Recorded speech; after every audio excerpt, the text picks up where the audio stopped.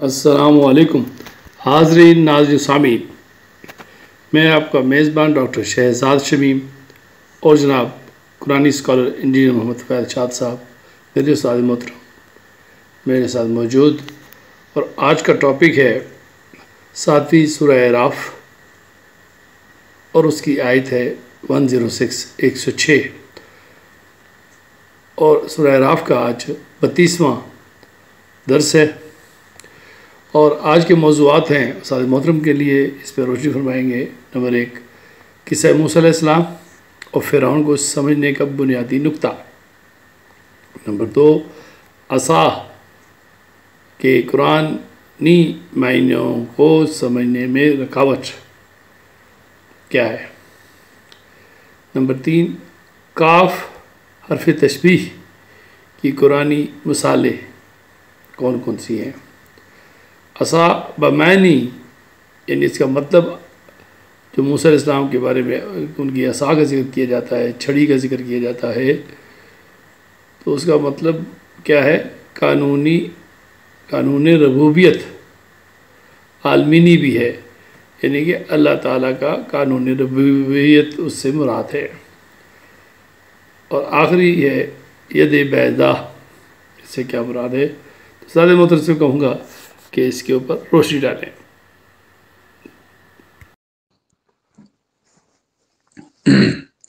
بسم اللہ الرحمن الرحیم۔ آج 1 جنوری ہے اور سن ہے 2023 جس کی ابتدا ہو چکی ہے۔ تو میں ہوں محمد طفیل شاد۔ حاضرین و سامعین السلام علیکم۔ سن 2023 کی ابتدا ہے اور میں اپنی نیک خواہشات تمام سامعین کو پہنچانا چاہتا ہوں۔ اللہ کرے کہ مستقبل ہمارا بہتر ہو، یہ سال بھی اور آئندہ بھی ہمارا وقت بہت اچھا رہے۔ سامعین کرام، سورہ اعراف جو کہ قرآن کریم کی 7ویں سورت ہے، اس کا تسلسل ہے ابھی، اور آج اس کا 32واں درس ہے، 32 ایپیسوڈ ہے۔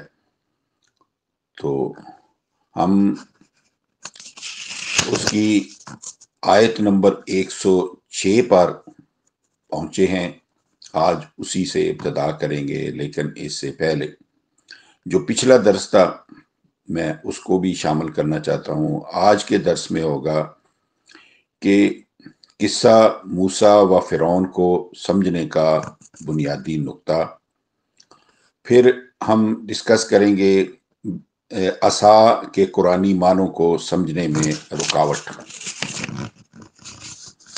پھر ہم یہ بھی زیر بحث لائیں گے کہ کاف حرف تشبیہ کی قرآنی مثالیں، اور پھر ہم یہ بھی ڈسکس کریں گے کہ عصا بمعنی قانون ربوبیت عالمینی بھی ہے، اور آخر میں اگر ٹائم بچا تو ہم ید بیضا کو بھی ڈسکس کریں گے۔ تو جو پچھلا درس ہے اس کی کوئی آخری ایونٹس جو ہے وہ میں بیان کر دیتا ہوں، تاکہ ہمارا تسلسل جو ہے وہ پچھلے درس کے ساتھ ربط رہے اس کا۔ تو سامعین کرام، فرعون اور قوم فرعون کو انکار تھا اللہ تعالیٰ کی ربوبیت عالمینی کا۔ وہ خود اپنے آپ کو عوام کا رب اعلیٰ کہتا تھا۔ 79/24 آنا ربکم الاعلیٰ، میں تم سب کا بہت بڑا رب ہوں، یعنی اس کا مطلب ہے کہ جس طریقے سے میں رزق کی تقسیم کرتا ہوں وہ بڑا اعلیٰ انتظام ہے، اور یہ کہہ کر ان کا بلا شرکت غیر استبدادی حاکم ڈکٹیٹر بنا ہوا تھا، اور یہ کہتا تھا کہ ما علمت لکم من الہ غیری 28/38، میں نہیں جانتا کہ تم سب کے لیے میرے علاوہ کوئی اور حاکم بھی ہے۔ تو سامعین کرام، قصہ موسیٰ و فرعون کو سمجھنے کا بنیادی نقطہ، جو پچھلی آیت میں موسیٰ سلام اللہ نے فرمایا تھا کہ فَأَرْسِلْ مَعِیَ بنی اسرائیل کے الفاظ انتہائی اہم ہیں، اور جب تک ان کی تہ تک نہ پہنچا جائے اس وقت تک قرآن مجید کی صورتوں میں پھیلے ہوئے قصہ موسیٰ و فرعون کو سمجھا نہیں جا سکتا۔ اس کا پس منظر پیچھے میں بیان کر چکا ہوں کہ فرعون نے بنی اسرائیل کے حقوق ربوبیت غصب کر رکھے تھے، اور حضرت موسیٰ چونکہ بچپن سے لے کر پوری جوانی تک فرعون کے ہاں رہے تھے، اس لیے جانتے تھے کہ سرزمین مصر میں بنی اسرائیل کو شاہی قانون میں غیر ملکی قرار دے کر انہیں حقوق ربوبیت سے قانوناً محروم کر رکھا ہے۔ اس لیے وہ جانتے کہ فرعون انہیں حقوق ربوبیت نہیں دے گا، اس لیے آپ نے پہلا اور آخری ایک ہی مطالبہ پیش کیا کہ بنی اسرائیل کو میرے ساتھ بھیج دیں، یعنی انہیں پرامن ہجرت کی اجازت دے دے تاکہ یہ لوگ کسی اور مقام پر آباد ہو جائیں جہاں انہیں ان کے پیدائشی اور انسانی حقوق ربوبیت میسر آ سکیں۔ اس مطالبے میں مرکزی نقطہ ہی بنی اسرائیل کے حصول حقوق ربوبیت کا تھا، جنہیں فرعون اور سرداران فرعون ماننے کے لیے تیار نہیں تھے۔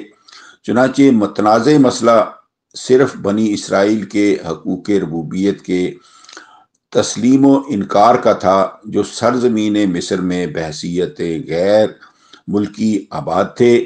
چنانچہ فرعون نے اس کے ضمن میں کہا، اگر تو ان کے حقوق ربوبیت کی کوئی واضح دلیل لایا ہے تو پیش کر۔ تو کالا بسم اللہ الرحمن الرحیم، کالا ان کنتا جیتا بآیت فات بہا ان کنتا من الصادقین۔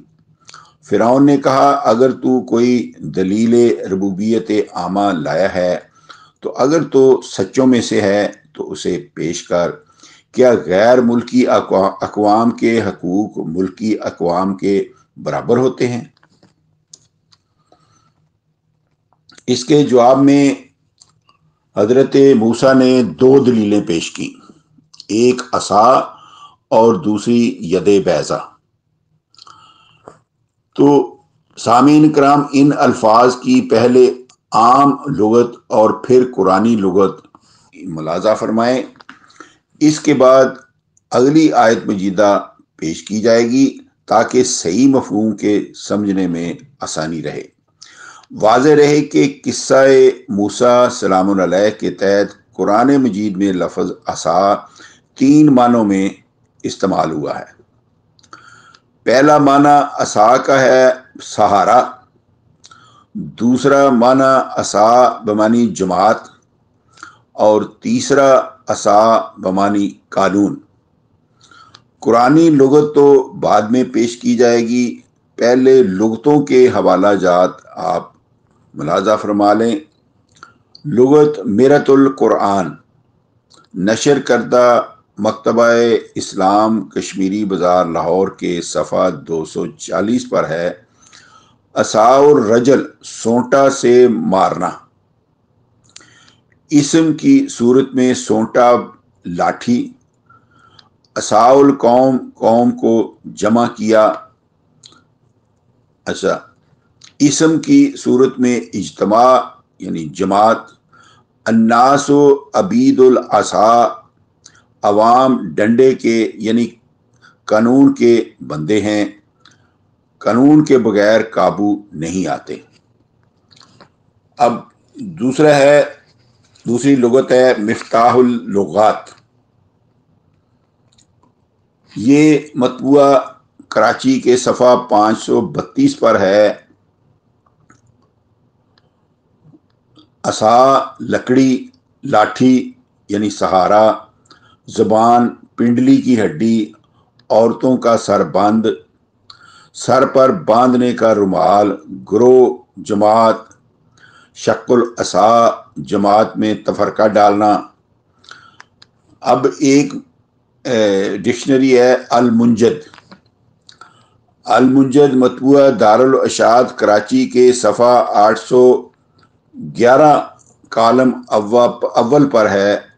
العصا لاٹھی، سہارے کی چیز یعنی سہارا، اجتماع، جماعت، پنڈلی کی ہڈی، زبان، زیادہ ملامت کرنا. القال مسافر العصا، مسافر اپنے مقام پر پہنچ گیا، بمعنی منزل. الناس و عبید العصا، لوگ ڈنڈے سے ڈرتے ہیں یعنی عوام، قانون کے بندے ہیں، قانون کے بغیر قابو میں نہیں رہتے. پس المنجد میں عربی ادب کے مطابق لفظ عصا کے متعدد معنوں میں تینوں قرآنی معنی موجود ہیں. وہ کون کون سا ہے؟ سہارا، جماعت اور قانون. عصا کے قرآنی معنوں کو سمجھنے میں رکاوٹ. عصا کے صحیح معنی سمجھنے میں رکاوٹ ہے وہ تصور جو اسرائیلیات سے اخذ کر لیا گیا ہے کہ جب حضرت موسیٰ اسے زمین پر پھینکتے تھے تو وہ سانپ بن جاتا تھا. قرآن مجید میں آیا ہے فَأَلْقَىٰ عَصَاهُ فَإِذَا هِيَ ثُعْبَانٌ مُبِينٌ. القا کا مصدری معنی عربی لغت کے مطابق پھینکنا بھی ہے اور پیش کرنا بھی ہے.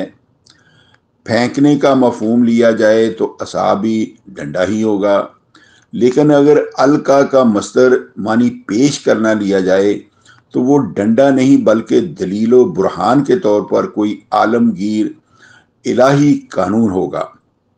سب سے پہلے تو یہ چیز غور طلب ہے کہ جب کہ حضرت موسیٰ کے ذمہ صرف 2 کام تھے، عصا یعنی ڈنڈا زمین پر پھینکنا اور بغل میں سے ہاتھ نکالنا یا بغل میں سے ہاتھ نکال کر دکھانا، یہ دونوں کام معجزاتی طور پر انجام پا جاتے تھے کہ ڈنڈے کا سانپ بن جاتا تھا اور ہاتھ سفید ہو جاتا تھا.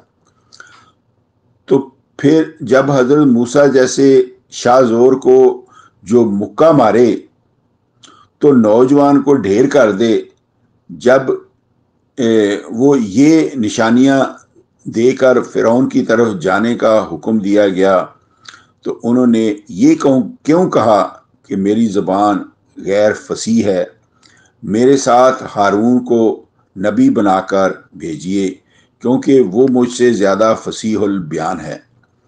اس سے بھی ثابت ہوا کہ یہ کوئی جسمانی کام نہیں تھا بلکہ زبان سے پیش کرنے والے دلائل تھے. اس کی تفصیل جو ہے وہ آگے آ رہی ہے. سامعین کرام، دوسرے نمبر پر قرآن کریم میں 2 مقامات پر 27/10 28/31 27/10 اور 28/31 میں بتایا گیا ہے کہ جب عصا پیش کیا جاتا تھا تو سانپ نہیں بن جاتا تھا بلکہ سانپ جیسا ہوتا ہے. وَأَلْقِ عَصَاكَ فَلَمَّا رَأَىٰ تَهْتَزُّ كَأَنَّهَا جَانٌ 27/10 اور پیش کر عصا اپنا، پھر موسیٰ نے غور کیا کہ وہ ہل چل مچا دے گا، گویا وہ سانپ تھا. مطلب بالکل یہی الفاظ 28/31 میں آئے ہیں. سامعین کرام، اب غور فرمائیں کہ قرآن مجید نے 2 مرتبہ کے تکرار کے ساتھ کأنہا جان کے الفاظ کاف تشبیہ مشبہ اور مشبہ بہی موجود کے ساتھ آئے ہیں، پس اہل علم سے مخفی نہیں کہ جہاں حرف تشبیہ وارد ہوتا ہے وہاں حقیقت ہرگز نہیں ہوتی۔ ویسے تو جہاں مشاہدہ معارض ہو وہاں حرف تشبیہ نہ بھی موجود ہو تو پھر بھی حقیقت نہیں مانی جاتی۔ جیسے اگر یہ کہا جائے کہ الزید اسد، کہ زید شیر ہے، تو اس سے مطلب نہیں لیا جاتا کہ زید کی 4 ٹانگیں اور لمبی گچھے دار دمب ہے، بلکہ اس میں شیر جیسی بہادری کا ہونا مراد لیا جاتا ہے۔ لیکن جب حرف تشبیہ لا کر کہا جائے کہ الزید کالاسد، تو پھر گرامر کی روح سے بھی اس امر کا تصور ختم ہو جاتا ہے کہ زید سچ مچ کا شیر بن گیا ہے۔ تو سامعین کرام، اس طرح جب عصا کے متعلق 2 مرتبہ کے تکرار کے ساتھ مشبہ، مشبہ بہی اور حرف تشبیہ تینوں چیزیں لا کر اعلان عام کر دیا گیا ہے کہ عصا سچ مچ کا سانپ نہیں بن جاتا تھا، بلکہ وہ سانپ جیسا ہوتا تھا، سانپ کی طرح ہلچل مچا دینے والا تھا۔ کأنہا جان میں ہا ضمیر مؤنث مشتبہ عصا کے لیے آئی ہے، جان مشبہ بہی ہے یعنی جس کے ساتھ تشبیہ دی گئی ہے، اور کاف حرف تشبیہ یہ اصالتاً موجود ہے، پس ڈنڈے کا اصل سانپ بننے کا تصور تک بھی قائم نہیں کیا جا سکتا۔ کاف حرف تشبیہ کی قرآنی مثالیں۔ قرآن مجید میں کاف تشبیہ کی متعدد مثالیں موجود ہیں۔ جنت کی عورتوں کے متعلق قرآن کریم میں فرمایا گیا ہے کأنہن الیاقوت والمرجان، 55/58، 55/58۔ وہ عورتیں یاقوت و مرجان جیسی گراں قدر ہوں گی۔ کیا اس سے یہ مراد لی جا سکتی ہیں کہ جنت کی عورتیں پتھر کی بنی ہوں گی؟ اس طرح منکرین قرآن کے متعلق ارشاد ہوا ہے کأنہم حمر مستنفرۃ فرت من قسورۃ، 74 اور 52-51، 74/50 سے 51۔ گویا وہ بدکے ہوئے گدھے ہیں جو شیر سے بھاگتے ہیں۔ سامعین کرام، بتائیے کیا ان آیتوں سے یہ مراد لی جا سکتی ہے کہ منکرین قرآن واقعتاً گدھے بن گئے تھے؟ ان کا جسم واقعی گدھے کے جسم میں تبدیل ہو گیا تھا؟ نیز آپ غور و فکر نہ کرنے والوں کے متعلق ارشاد ہوا ہے اولئک کالانعام بل ہم اضل، 7/107 اور 179۔ وہ ڈنگروں جیسے ہیں بلکہ ان سے بھی گئے گزرے۔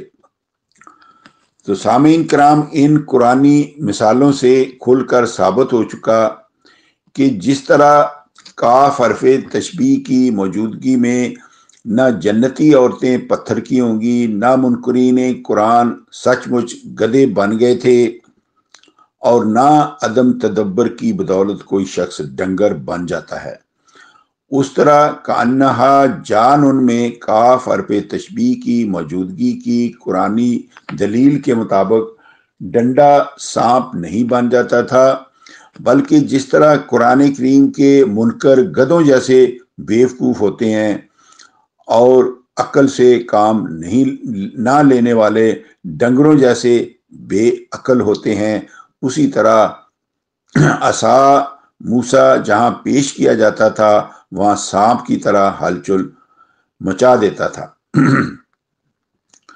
اب ہے عصا بمعنی قانون ربوبیت عالمینی۔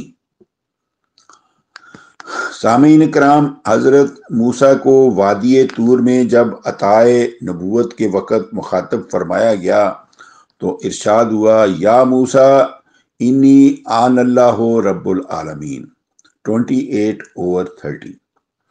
اے موسیٰ، بے شک میں اللہ تمام جہانوں کی مخلوق کا ایک جیسا رب ہوں۔ ہر ذی جان کا حق ہے کہ اسے اس کی ضروریات زندگی متوازن انداز کے ساتھ مساویانہ طور پر ملنی چاہیے۔ یہی قانون ربوبیت عالمینی وہ عصا تھا جب حضرت موسیٰ نے پیش کیا تو فرعون کے ہاں ہلچل مچ گئی، کیونکہ اس نے بنی اسرائیل کے حقوق ربوبیت قانونی طور پر غصب کر رکھے تھے، یعنی اس کی سلطنت میں کتے، گدھے، سور تک کی ضروریات زندگی سے باقاعدہ طور پر سرفراز تھے، مگر بنی اسرائیل کو محض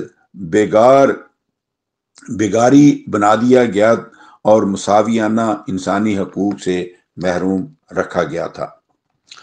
اب ذکر کرتے ہیں ید بیضا کا۔ اس کے ضمن میں یہ بتانا ضروری ہے کہ یہ الفاظ قرآن مجید میں اس مروجہ مرکب اضافی کی صورت میں نہیں آئے، یعنی ید بیضا اکٹھا نہیں آئے، الگ الگ آئے ہیں۔ دونوں کی الگ الگ لغت ملاحظہ فرمائیں۔ ید کا لفظ انتہائی وسیع المعنی میں المنجد کے صفحہ 453 پر لغت ازداد کی روح سے ذیل کے معنوں میں مذکور ہے۔ تو ید کا معنی ہاتھ، ہتھیلی، نعمت، احسان، جاہ و مرتبہ، قدرت، طاقت، تو نزاعت، ذلت، جماعت، کھانا، ظلم سے روک، راستہ، فریاد، رسی وغیرہ۔ حضرت موسیٰ کے ذکر میں ید بمانی جماعت ہے۔ تو بیضا کے لفظ کا سے عرفی مادہ بے، یہ، دواد، بید، یہ بھی لغت ازداد میں سے ہے۔ اس کا معنی سفید ہونا بھی ہے اور تباہ و برباد ہونا بھی ہے۔ لغت منتحل عرب مطبعہ اسلامیہ لاہور جلد 4 کے صفحہ 175 کالم 3 سطر 12-13 پر لکھا ہے، بیدا بلا و سختی، گندم جو، بے پرت، آفتاب، زمین ویران، زد آمر۔ آمر کا معنی ہے آبا، اس کی زد ہے بیدا۔ اس کا ایک معنی ہے تباہ و برباد۔ ہاں جی، عصا اور ید بیضا کا ذکر قرآن مجید میں 5 مقامات پر آیا ہے، اور ہر مقام پر دونوں کا ذکر لازم و ملزوم کی صورت میں بالکل ساتھ لایا گیا ہے۔